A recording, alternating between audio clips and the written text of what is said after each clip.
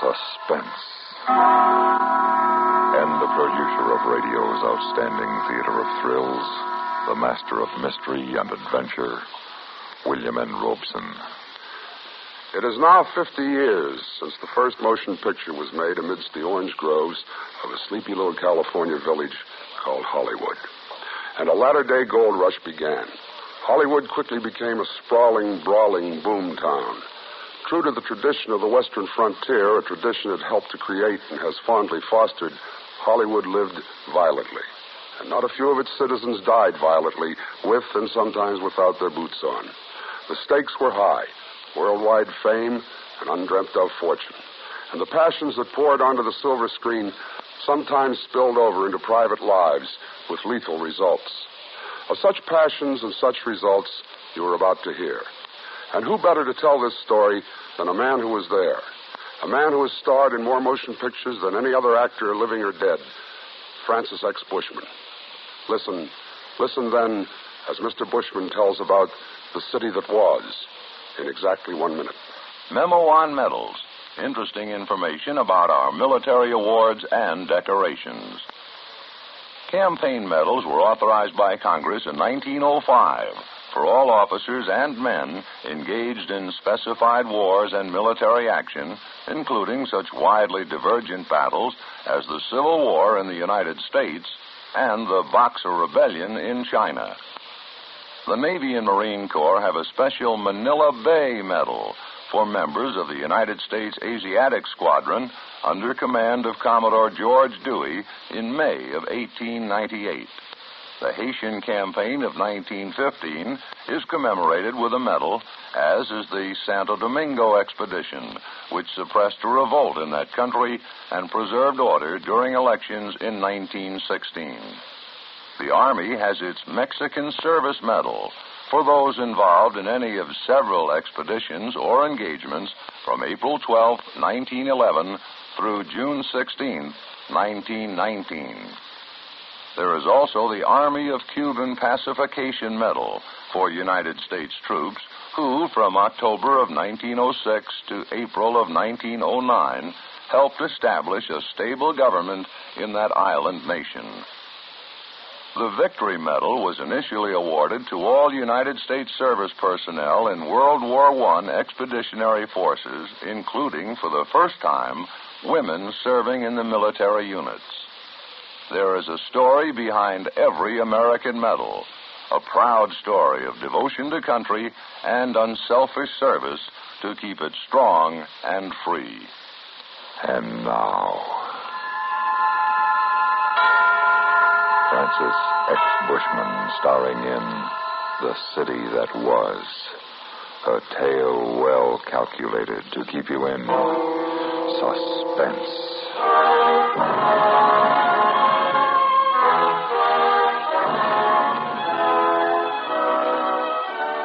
Remember?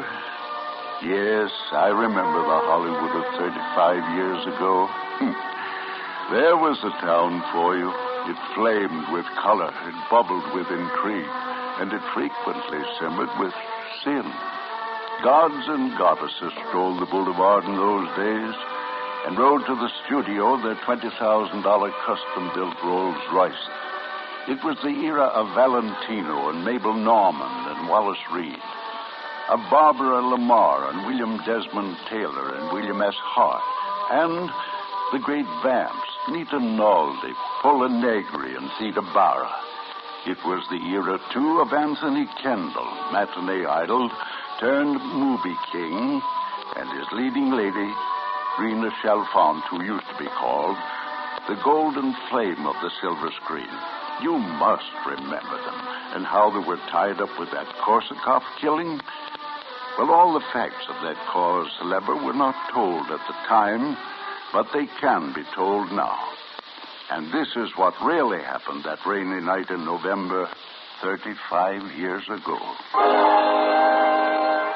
Tony and Rena had finished the long day's shooting. It was nearly 7 o'clock when Tony tooled his big white Cunningham Roadster into the driveway of his Whitley Heights estate.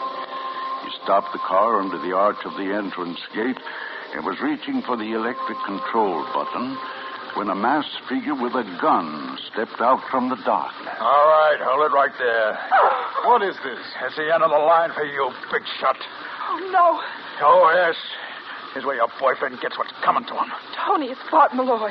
Oh, it wasn't very smart to recognize me, Rena. Now you go with him. All right, Bart. Cut the melodrama. You're drunk. Go on home and sleep it off. I'll see you at the studio tomorrow. There isn't going to be any tomorrow for you two. I'm going to blast you. Bart, behind you. Tony, be careful. Let go of that gun, Bart. Let go. Let go. There. That's better. Now, I'll just unload it so that nobody can get hurt. Here. You can have it back now. I'll go home and get some shut-eye. I'll see you in the morning. So you can fire me in front of the whole crew, huh? How did you know that we... Oh, not we. You. I heard all about it an hour ago. Alec Benson didn't want to let me out. You're the one who cut my throat. Oh, why don't you call the cops and do a complete job on me? I have no intention of calling the cops. Why not? That'll make your day perfect. Bart, look, now suppose we forget all about this, all three of us. Right, Rena? Of course. Gee, that's big of you. Both of you. Maybe someday I can pay you back. Now go on home, Bart. You need sleep. Sure. That's all I need. Just a little sleep. Thanks, Tony. Thanks for everything. Tony, Yes, darling? would you mind driving me straight on home? Well, what about dinner? I don't feel much like eating now. I just want to go home. All right, honey. Tony, why did you ever put Bart on the picture in the first place? Well, he was on the skids. There wasn't a casting director in town that would hire him. Oh, you and your big heart. Don't you know the surest way to make a man hate you is to do him a kindness? Perhaps, but he promised me he'd go on the wagon. So the first day he showed up pink-eyed as a rabbit and chewing cloves to camouflage the smell of whiskey. He's always chewed cloves as long as I've known him. Oh, sure he has. It's the trademark of an alcoholic. Tony, he scares me. Oh, now, don't be silly, honey. Bart may be a lush, but he's not a murderer.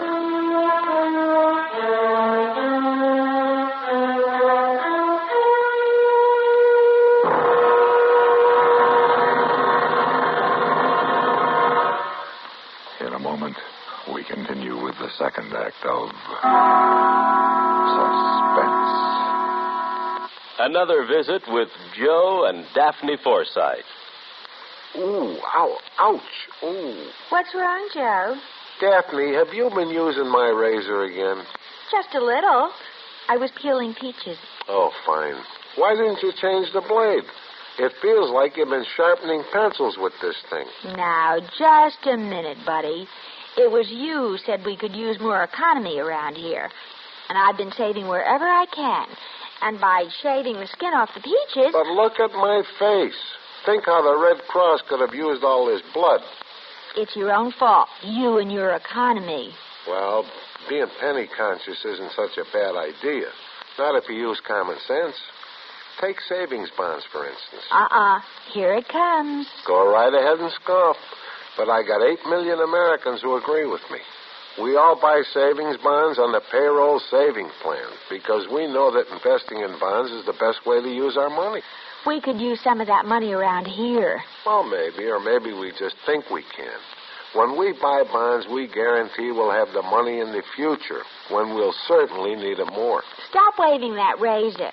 You're splattering me with soap. Well, I don't mean to get excited, but who wouldn't? Where else can a man make an investment that's guaranteed to pay off $4 for every 3? And guaranteed by the credit of the whole U.S. of A. So there. Bravo! Bravo! All right. Now let me change the blade and get back to shaving. I think I'll stay and watch. Why? Because you're so cute when you cut yourself. Oh, fine. And now, Act 2 of The City That Was, starring Francis X. Bushman. A tale well calculated to keep you in suspense.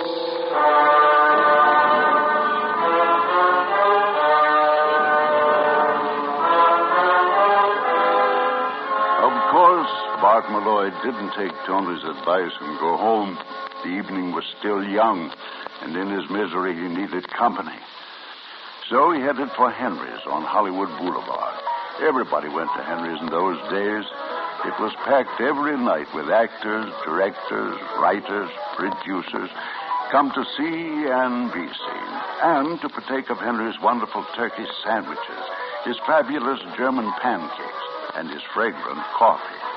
Malloy is downing cup after cup of it now, each one generously laced with whiskey from his hip flask. Also, he's airing his grievances to Fritz, the friendly waiter who knows him well. So I take a drink. One measly drink, and he tosses me off a picture.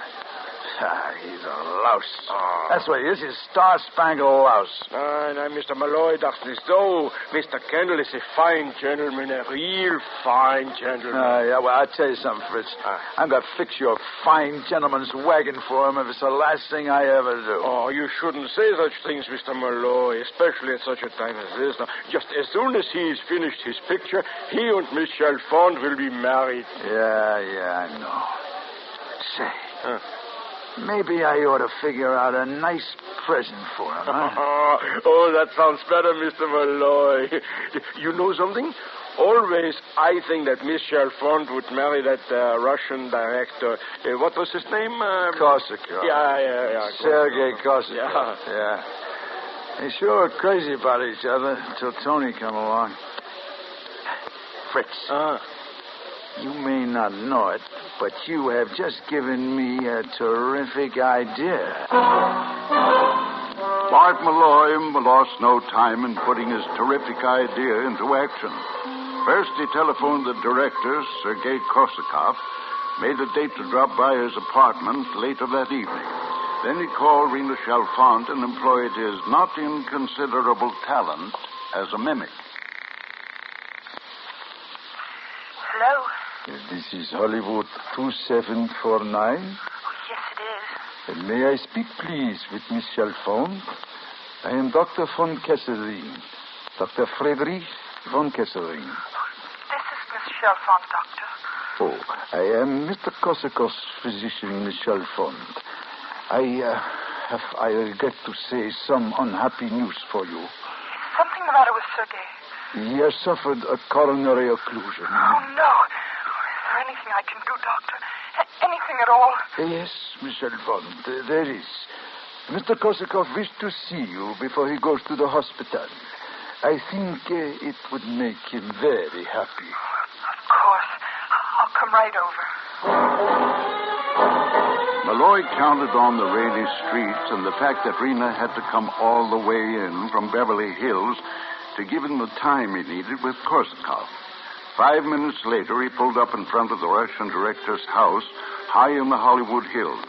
Well, not exactly in front of the house, for it perched 60 feet above the street and was reached by a private elevator which opened on the sidewalk. Very futuristic, a Hollywood showplace of the time, this hideaway of the Mad Russian. Malloy pushed the bell, the elevator door clicked open, and a moment later, he stepped out of the cage into Sergei Korsakov's living room. Hello, Sergei. How are you, my friend? It's good to see you. Yeah, good to see you. Oh, it's just a lousy night. For me, it's perfect. I sit before fire and try to solve chess problems. You will have tea? Over there's samovar. Tea? Also brandy, whiskey, vodka. Choose for yourself. Oh, well, maybe just a little one. Just cut the fog. Good. Now, sit down and tell me why you called me. Well, I need some advice. I'll be glad to give you any kind of advice that you would It's like this, see. I'm going to come out of this picture with a great deal of dough. And you told me you've been buying real estate, remember? I have bought quite a bit of property in Santa Monica. Santa Monica? Oh, that's too far out. Like the San Fernando Valley. Now, you can't tell me people are ever going all the way out there. Hey, I thought you said you were going to be alone tonight. I expect no one. Maybe your luck's changing, huh, boy? Don't get up. I'll send the elevator back down, and then I'll slip out the servant's entrance. But I assure you... Yes, I know. It's probably a maiden aunt just in from Vladivostok. Just the same, I'll go out the back way so as not to embarrass a lady. You have dirty mind, my friend. I would suggest that you... Bart, what does it mean? The gun. I guess you might say it means goodbye, Sergei.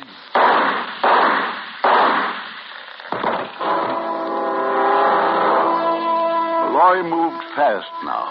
He wiped his fingerprints from the smoking gun and from the whiskey glass. Then he dropped the gun to the floor and headed for the service entrance. He was gone when the elevator stopped, and Rena walked into the living room to discover Sergei's bullet-riddled body sprawled on the floor.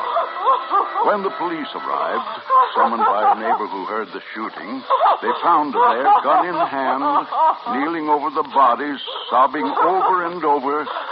Oh, Dad, Sergei. Oh,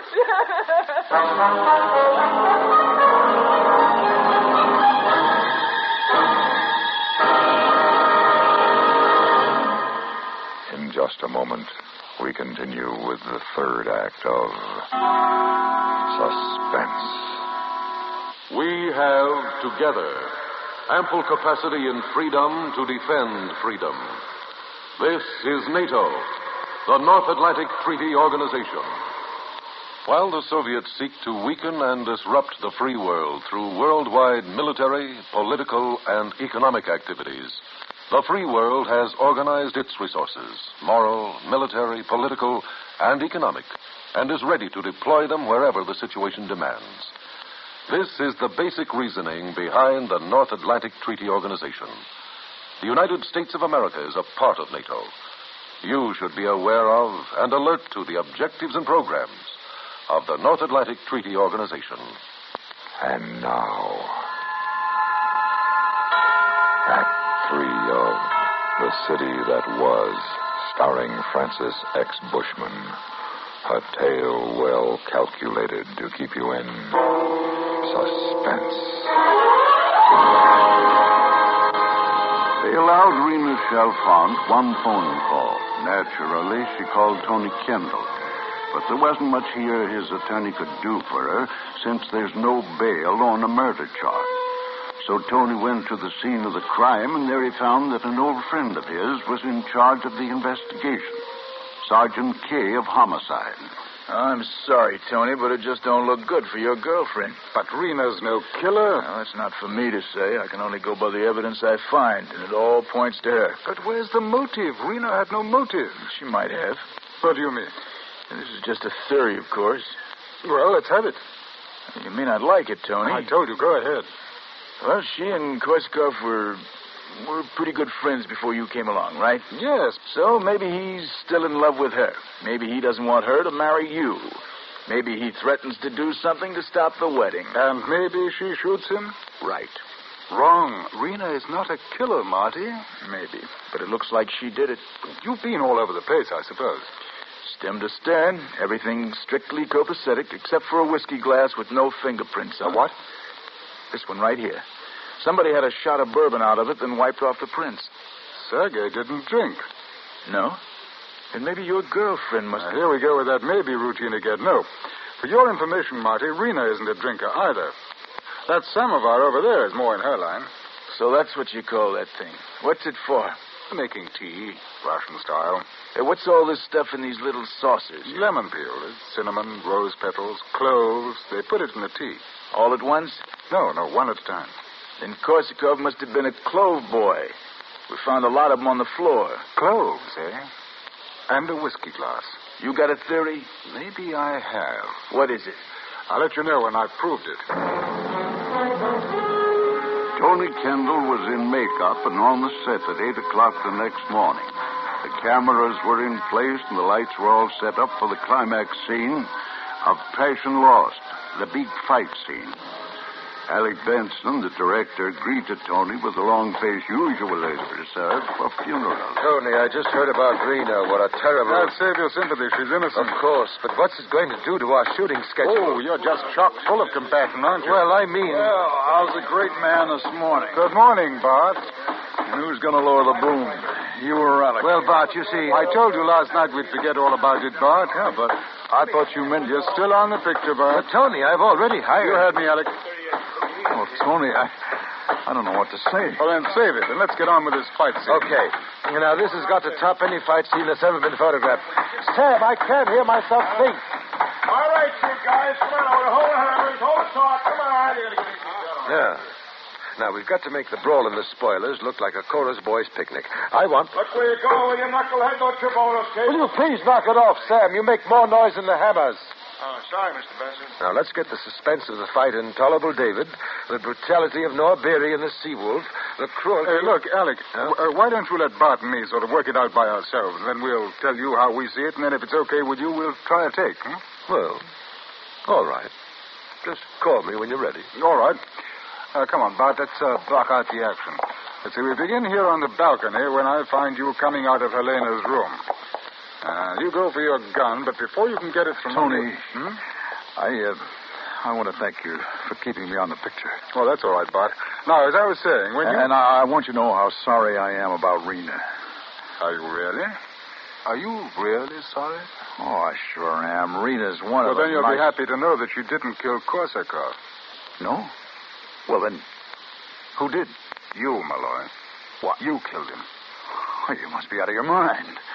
What would I want to do a thing like that for? You killed him, and then you framed Rena. You did it for revenge to get back at me. Why, you're talking like a maniac. Am I? What about the cloves that dropped out of your pocket onto the floor? But Korsakov had cloves, too. They were right there by that samovar. That's it. You were there, Malloy. And you killed him. Well, you try and prove it. I won't have to prove it. You're going to admit it. Oh, yeah, man. That's right. I'm going to beat the truth out of you right You keep away from me, Kettle. You keep away.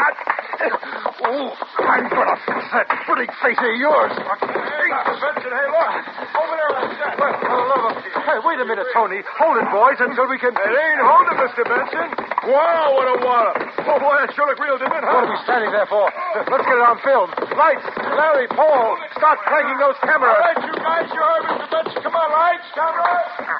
That's fine, Bob. Slam his head against the pillar. Good. Now bring one up, Tony. Bring it up from your heels. That's the idea, real haymaker. You didn't kill him, Malloy. You killed him. Oh, get down. Here's your face. All right. Tell me the truth, Malloy. You give it to me straight or I'll kill you here and Go now. on, easy on that strangle, Tony. The senses and highway may squawk about it. Come on, Malloy. This is your last chance. Yes, I did it. I did it. Cut. All right, turn the lights. Oh, now, look, Tony, I realize I'm only the director around here, but even so, would you mind letting me in on... You tell him, Malloy. You tell him or I'll... I killed Korsakov.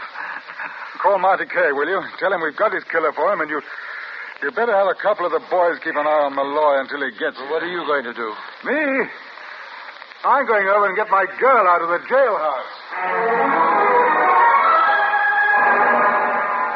And there you have it, ladies and gentlemen, a story out of the Hollywood of the 20s. The city that was.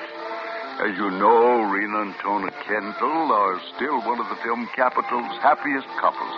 As a matter of fact, I had tea with them last week. Rena served from a great brass samovar. I had my choice of sugar and cream and rum, of course. And then there were small china bowls filled with slivers of lemon peel and dried rose petals and sticks of cinnamon. But do you know something strange? There weren't any cloves.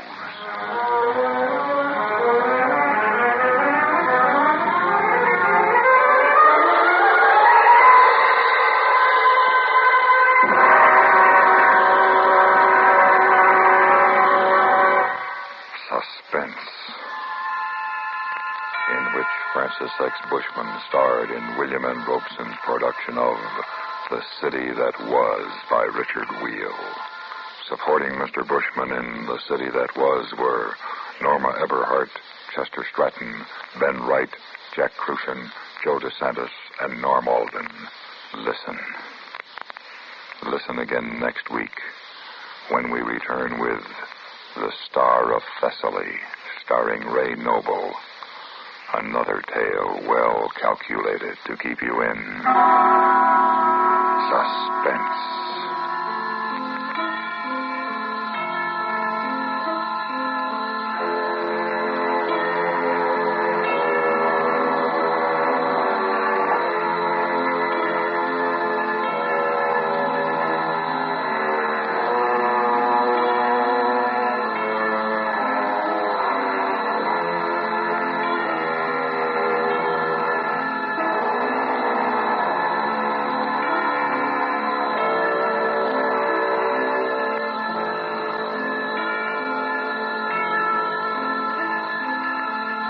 Suspense has been brought to you through the worldwide facilities of the United States Armed Forces Radio and Television Service.